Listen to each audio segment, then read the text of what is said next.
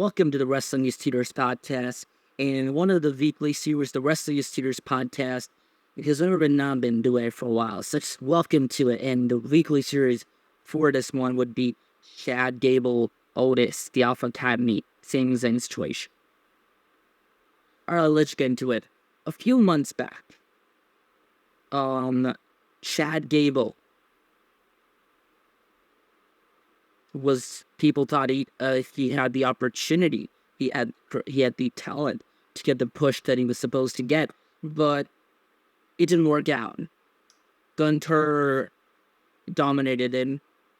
Actually, it was a pretty close match, but man, oh man, people thought that's Gable's last opportunity, and they're not gonna push him. The WWE don't see him as that guy.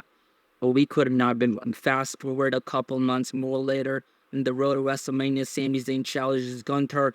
That match with Gunter and Sami Zayn, 5 fucking stars, out of my way. Don't care what the fuck did I say. The run. Anyways, so then slowly they're seeing this new Chad Gable coming, because we're in the shoe stuff and getting that crap worked over. This Chad Gable comes in. My God, this Chad. Like the way he was teaching Sammy, and then something's gonna go up, and they're finally adding next week after Mania have their match, and that match solidified what we ever did with Tough and Chad Gable. And let's just not talk about Chad Gable. Let's talk about Akira Tozawa. I would have never in my life in the world taught that Akira Tozawa would get cheered, properly, really well cheered. My God, they cooked it. And make him feel a bit informed, Make him feel like, as he feels like his dancing shit is done already. The way he does. They have this thing Tozawa that's past him.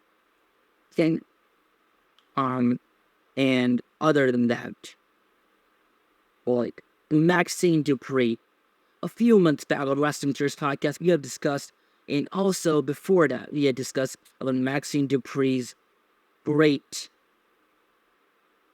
quote-unquote, in-ring skills, and how people were defending her. And I also would have defended her, because she's newer to the business. I'm not gonna fucking hate her for that simple reason. But my God, Maxine Dupree, her character work has gone over the top. Her selling is so good. She's really getting that craft. And let's just talk about the final one within Gable. I'll talk with final wording. And so Chad Gable ends up turning on Sami Zayn after he loses the match, pulling him away from his wife. That turn was so good. And then he says, we're on our way to become serious and more dominant and more destructive. And slowly it builds up, slowly, and it just runs off to it. Chad Gable himself really getting the opportunity, and a really good story of, my God, where he's just spitting in Otis' face, slapping him, doing everything. It's like going after a week. He's getting more vicious. He is reminding you of Kurt Angle from like 20 years ago or something. That Kurt Angle, he reminds you of the free Kurt Angle. And all, like, it gave you that flashback, and he's just slapping Otis. Disrespecting Tozawa, slapping him too, disrespect when Maxine calling her wannabe Taylor Swift at some time. And then the shit just, it went off. It went off.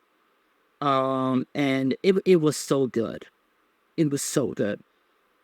And the build up to it, where Gable is again getting so more vicious. It's a different side of Gable. We had seen that huge side, which was in series, was in top guys. This guy, who was being an asshole jerk, it worked for him, and it worked like a motherfucker. And I ate it up. I think everybody ate it up. And I tell you, every wrestling fan would eat it up. Shit was so good. We're slowly building it off. Alright, we gotta go to now Saudi. And Saudi, that when Otis when Otis already, like, no, talking about Otis, sir. When Otis confronts However, Chad Gable all the time, and then eventually does not do it. Those little pops, my God, that pop, and at crowd and at King of the Ring, that close already talked about this on Spage Review or Spage Reports. I don't know. We talked about this already. That thought when the crowd erupts in Saudi, where it can close them unintentionally. And dude, this shit was so on fire.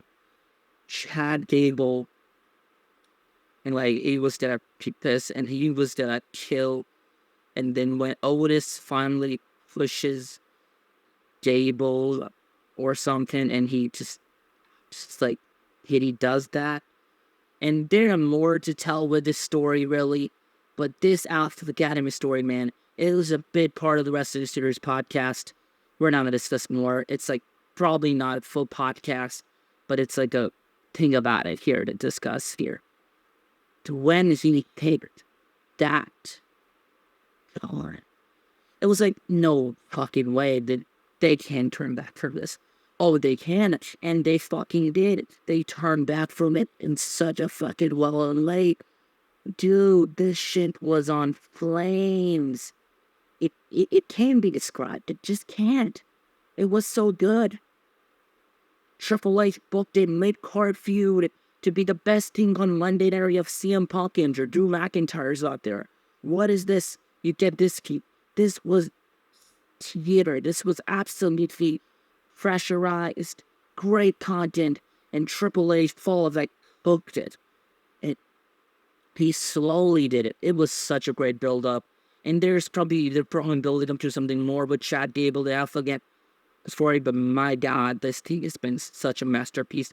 This was pure cinema. Theater is beside wrestling's theater. This was a pure cinema.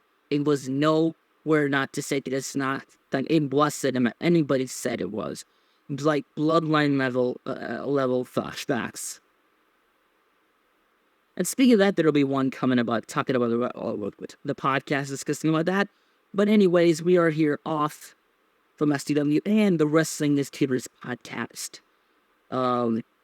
My God, dude, this feud with Gable, Otis, or whatever the hell is going on, and now also Uncle Howdy. The Alpha Academy story was a masterpiece.